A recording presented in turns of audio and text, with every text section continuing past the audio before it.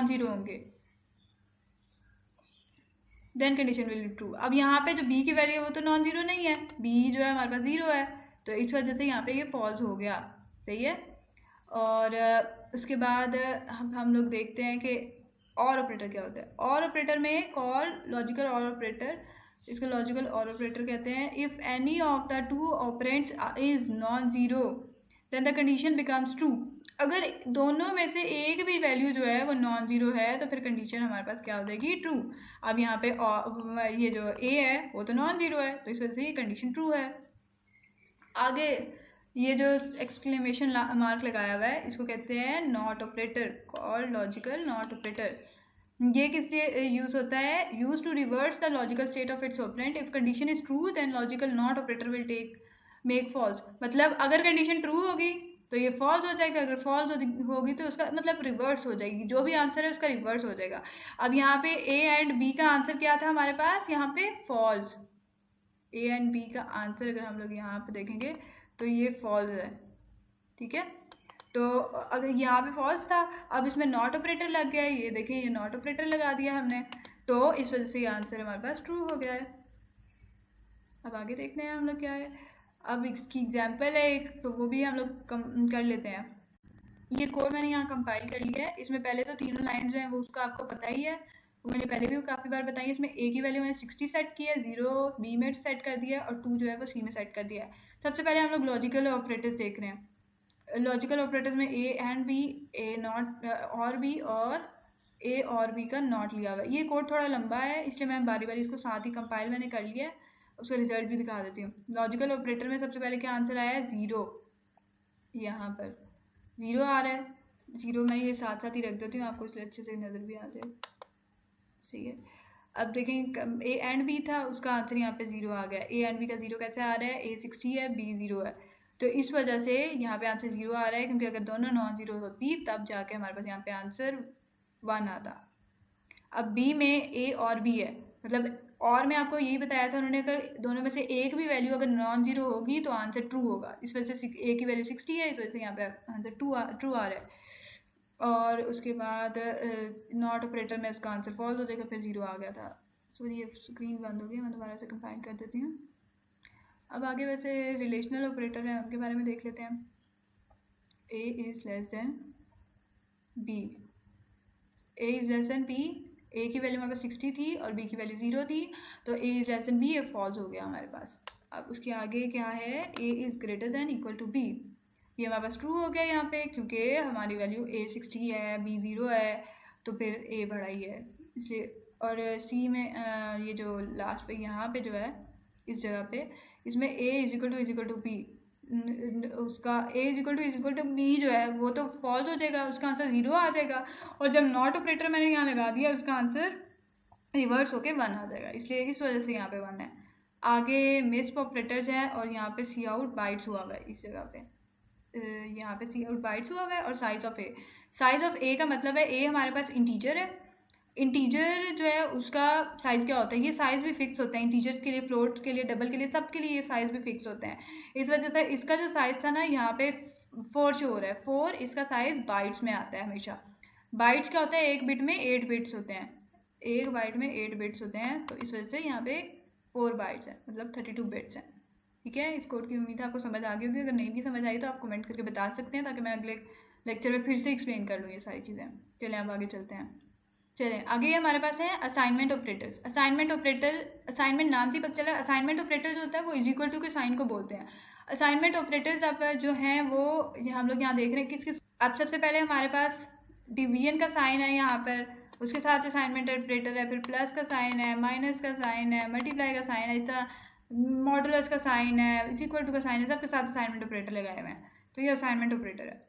उसकी भी एग्जांपल वैसे दी हुई है, अब मैं ये भी आपको करवा देती हूँ रन करके, कंपाइल करके सारा कुछ। मैंने ये वाला कोड भी यहाँ पे टाइप कर वो कॉपी पेस्ट कर लिया। आगे हम कंपाइल और रन करके देखते हैं। यहाँ पे ना मैंने पहले ही वो लगा दिया है एक कमेंट, ताकि आपको अच्छे से समझ आ जाए। मैं अभी आपको एक्सप्लेन करती हूँ। सबसे पहले 1 2 1 2 और 3 लाइन, ये वाले तीनों स्टेटमेंट्स का आपको अच्छे से पता है। आगे से मैं यहाँ से स्टार्ट करूँगी। अब स्टूडेंट मार्क्स नाम का मैंने एक वेरिएबल रखा है, वेरिएबल में देख लिया मैंने यहाँ पे इस जगह पे मैंने वो अंडरस्कोर यूज़ किया है। उसके बाद इज इक्वल टू उसका साइन, और डिक्लेरेशन भी मैं साथ ही कर रही हूँ, वेरिएबल में वैल्यू भी साथ ही मैं डिक्लेयर कर रही हूँ। ज़रूरी नहीं है आप इधर ही डालें, आप आगे भी लिख सकते हो, इसमें भी लिख सकते हो, दोनों तरह ठीक है। अब इन मार्क्स, स्टूडेंट मार्क्स में के अंदर मैंने 70 स्टोर करा दिया, ए के अंदर 2 स्टोर करा दिया है। अब आगे हम लोग करते हैं student marks plus is equal to A. अब इसका क्या मतलब है, ये असाइनमेंट ऑपरेटर यूज़ किया मैंने यहाँ पे। यहाँ सारे असाइनमेंट ऑपरेटर ऐसे यूज़ होंगे, मैंने अभी एक के साथ ये कोड बनाया है। चलिए अब हम देखते हैं, ये आगे मैंने एक्सप्लेन करने के लिए यहाँ पे लिख दिया स्टूडेंट मार्क्स। इस लाइन का क्या मतलब है, इस लाइन का ये मतलब है student marks is equal to student marks plus A. Student marks के अंदर ही प्लस ए हो रहा होगा, मतलब 70 के अंदर ही हमारे पास +2 हो रहा होगा। अब जितनी बार भी इसमें आप लूप्स भी आगे लगा सकते हैं, जितनी बार भी आपने रन करना हो, बार बार आपने 2+ इसमें ऐड करना हो, लूप्स लगा सकते हैं। लूप्स का कॉन्सेप्ट मैं आपको नेक्स्ट लेक्चर में बताऊंगी, ये लेक्चर में सिर्फ ऑपरेटर्स के बारे में बता रही हूँ। तो आगे सी आउट स्टूडेंट मार्क्स मतलब 70 के अंदर +2 हो जाएगा, उसके बाद जो सी आउट रिटर्न हो जाएगा। अब इसका आंसर हमारे पास 72 आना चाहिए। हम देखते हैं क्या आ रहा है, 72 ये आ रहा है, देखें। तो ये वाला कोड भी आपको समझ आ गया होगा। अब आगे हम चलते हैं, चलें आगे देखते हैं हम लोग क्या है। आगे हमारे पास ये मिस ऑपरेटर्स आते हैं, ये लास्ट ऑपरेटर्स हैं, बाकी सारे हमने पढ़ लिए। मिस स्टैंड्स फॉर क्या होता है, मैनेजमेंट और information system operator. Information system जो मैनेज करने के लिए ऑपरेटर यूज़ करते हैं वो इसलिए होते हैं। अब इसमें ये साइज ऑफ का तो मैंने, इस चीज़ का तो मैंने आपको अभी पिछले कोड में बता चुकी हूँ पीछे, साइज ऑफ। और ये यहाँ पे जो भी डाटा टाइप है, उस डाटा टाइप लिखा हुआ है यहाँ पे मैंने, मतलब आप या तो वेरिएबल, अगर डाटा टाइप किसी भी वेरिएबल को पहले डिक्लेयर किया तो आप यहाँ पे वेरिएबल लिख सकते हो, अगर नहीं लिखे हुए तो फिर यहाँ पे आप डाटा टाइप लिख सकते हैं, इंट फ्लोट वगैरह भी लिख सकते हैं, उससे भी आपको साइज का पता चल जाता है। ये वाला तो आपको पढ़ लिया। उसके बाद ये कंडीशन जो है, ये जो है ना, इसको टर्नरी ऑपरेटर भी कहते हैं, इसका मैंने कोड आगे लिखा हुआ है। इसमें क्या होता है, जो भी कंडीशन डालनी हो वो सबसे पहले डालते हैं, फिर क्वेश्चन मार्क लगाते हैं एक, फिर वेरिएबल, एक वेरिएबल डालते हैं, फिर ये इस तरह कॉलन लगाते हैं, और फिर हम दूसरा वेरिएबल डालते हैं।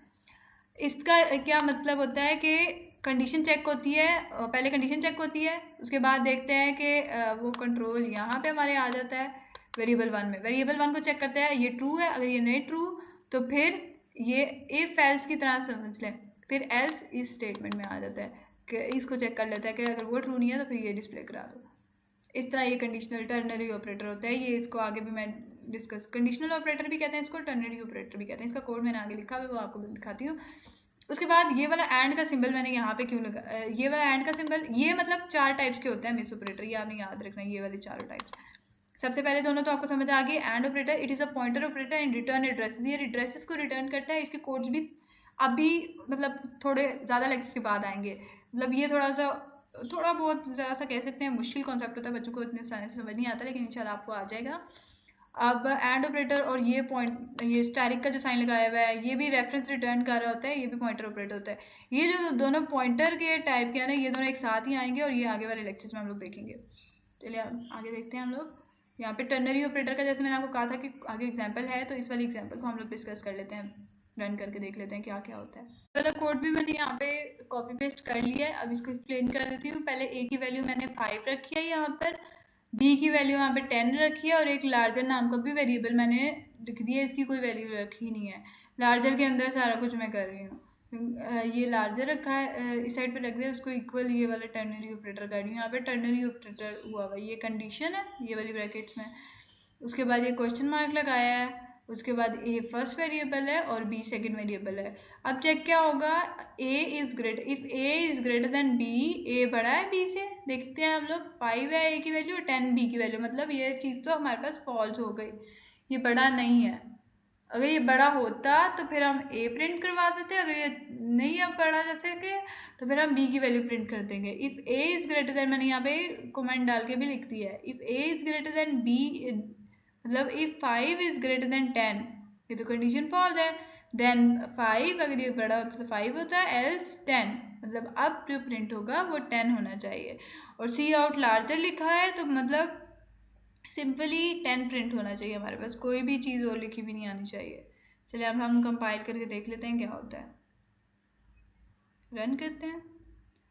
अब हमारा आंसर 10 आ गया, बिल्कुल ठीक आंसर आ गया हमारा। चलें आज के लिए इतना ही था। अगर आपको अभी भी कोई भी चीज़ समझ नहीं आई तो आप कमेंट करके बता सकते हैं। और मैं कोशिश करूँगी उस चीज़ को नेक्स्ट लेक्चर में ऐड करूँ और आपको अच्छे से एक्सप्लेन कर लूँ। और अगर आपको लगता है कि मैं जिस तरह एक्सप्लेन कर रही हूँ उस तरह आपको समझ नहीं आ रही है, आप किसी और तरह से समझना चाहते हो, आप वो भी आइडिया दे सकते हो मुझे कमेंट करके। ठीक है, आज के लिए इतना ही, मिलते हैं अगले लेक्चर में। थैंक यू, अल्लाह हाफिज़।